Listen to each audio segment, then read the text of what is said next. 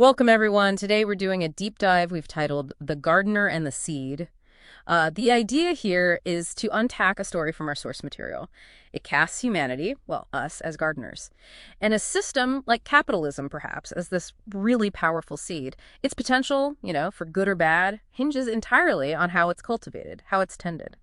So we're looking at this vivid story the sources describe. It's about Elara's world. Think gleaming chrome towers, monuments to capital stock, as the sources put it, piercing the sky that's turned like rust-colored, a very stark image. Yeah, quite visceral. And below those towers. Right, down below, millions living in the shadow of something called the Engine of Accumulation. It's described as this relentless churn, profits driving investment, driving production. But crucially, the source says that flow only went one way, didn't it? Exactly, always upwards, enriching just a few. And this, well, the sources say it created a massive imbalance.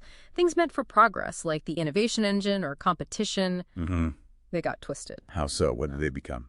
Well, they turned into cold automation, replacing people, and eventually even fueling brutal wars over resources. Wow. And that old wage demand cycle, the thing that keeps money flowing within communities, just dried up, like stagnant ponds, the source says, no flow.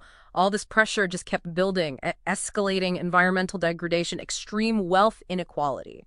So the system was essentially eating itself from the inside out. Pretty much, the narrative points to this catastrophic collapse. A superstorm hits, supply chains just seize up. And I imagine massive social upheaval. Tidal waves of social unrest, yeah. And ultimately, it led to what the sources call an imprisoning state.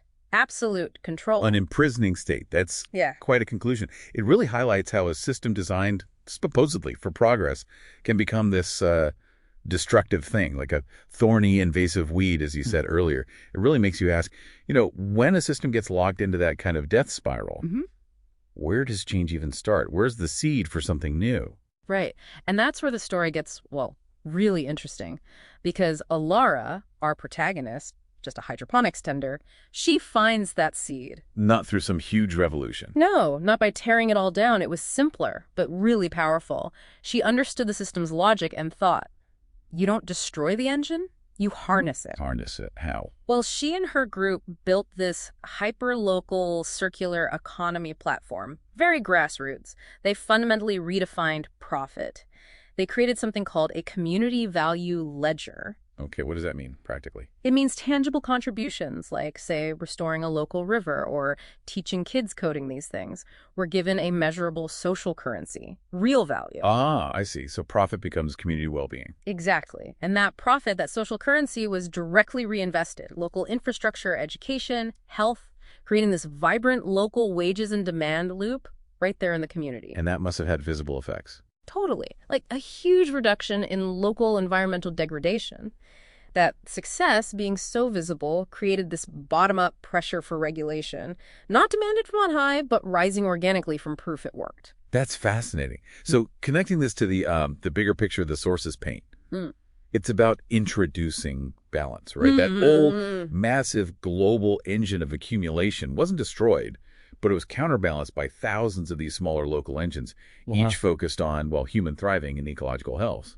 And the definition of capital stock itself changed. It wasn't just money anymore. Right. It expanded. It explicitly included things like social trust, a healthy environment, collective knowledge, all tracked in value. It sounds like a rebirth through careful cultivation, not just ripping things out. Precisely. Careful cultivation. So thinking about all this, what does it mean for you listening? Elara was the gardener in her story. It kind of makes us wonder, doesn't it? What seeds are we tending in our own lives or communities, maybe even globally? How can we become wiser gardeners, understanding how our systems actually work, and then, cultivating possibilities, turning those potential weeds into plants that actually bear fruit for everyone? Something powerful maybe for you to carry with you.